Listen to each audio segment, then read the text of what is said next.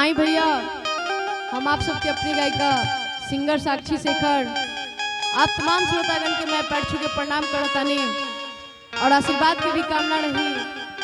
आज बहुत खुशी के बात बा कि ई सरगम स्टूडियो में जे कि पतूत में बा, वो स्टूडियो में फिर से गावे कुछ सुनावे के मौका मिलल बा और एक बहुत ही सुंदर सा सावन स्पेशल भोले बाबा के गीत लेके आइल बानी।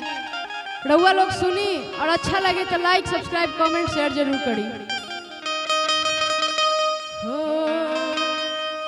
कि डमरू वाले बाबा तुमको आना